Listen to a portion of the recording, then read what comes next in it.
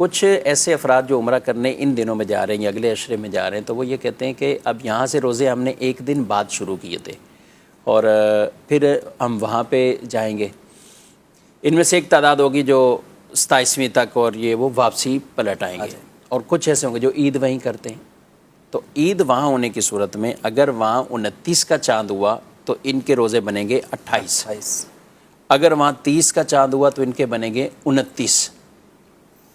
اب دیکھیں وہاں پر جب رویت ہلال ہو جائے, عرب شریف میں رویت ہلال ہو جائے تو اب چونکہ روزہ رکھنا موقوف, اب جو اگلا دن ہوگا وہ عید الفطر ہوگا, اور عید الفطر میں روزہ رکھنا جائز نہیں ہے.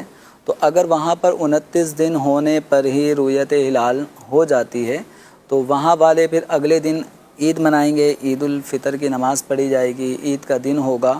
تو اب یہاں سے جو پاکستان سے جائیں گے یا ہند سے جو جائیں گے تو ان میں سے اکثریت کا حال یہی ہے, جیسے پاکستان کا تو ٹوٹلی طور پہ یہ ہے کہ یہاں پر ایک دن ہم پیچھے ہیں. تو وہاں پر اگر 29 روزے ہوئے تو یہاں والے کے 28 روزے ہی کاؤنٹ میں ہوں گے. لیکن جب وہاں 29 کے بعد اعلان ہو جائے رویت ہلال عید کا, اگلے دن پھر عید کی نماز پڑھی جا رہی ہے, عید کا دن وہاں پہ منایا جا رہا ہے, تو ہمیں حکم یہ ہوگا کہ ہم وہاں کے مسلمانوں کے ساتھ ہی عید منائیں گے.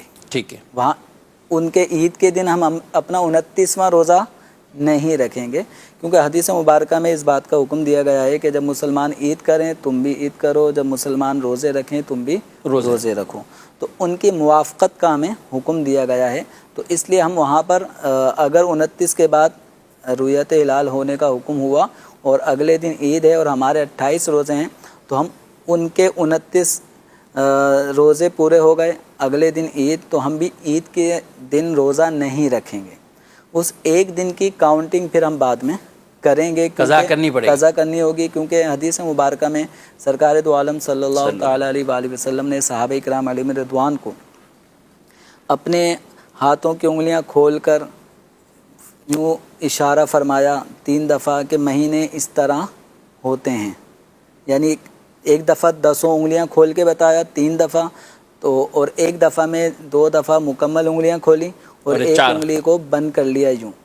تو فرمایا کہ مہینے اس طرح ہوتے ہیں, یعنی کبھی مہینہ 29 کا ہوگا اور کبھی مہینہ 30 کا ہوگا.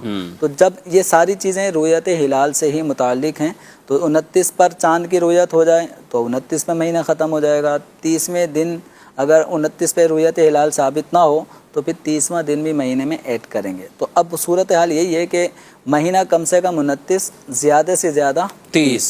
تو اس لیے پاکستان سے جو زائرین اب جا رہے ہیں, جیسے جن دنوں میرا بھی اللہ کے کرم سے جانا ہو رہا ہے, تو انشاءاللہ مدینہ منورہ میں ہی عید ہوگی. تو وہاں جو عید منائی جائے گی ان کے ساتھ ہم بھی عید منائیں گے. اگر وہاں 29 روزے پورے ہو کر اگلے دن عید ہوتی ہے تو ہمارے کاؤنٹنگ کے حساب سے پاکستانیوں کے 28 روزے ہوں گے.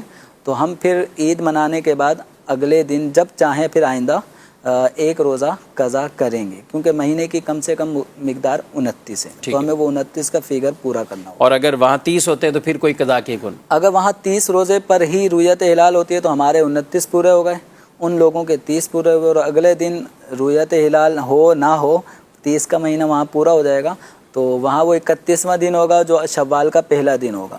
تو ہمارے 29 پر ہی روزے موقوف ہو جائیں گے. اب ہمیں مزید ایک دن روزہ قضا کرنے کی ضرورت نہیں ہے. کوئی کرنا چاہے تو مذائقہ بھی نہیں. یعنی اس میں بھی اس کو احتیاطی احتیاطی پہلو اپنا لے کہ ان کے 30 ہوئے, اور عام طور پہ ہوتا یہ ہے کہ پاکستان میں بھی اگر 30 ہوئے تو پھر وہ 30 کی کاؤنٹنگ پوری کر لے.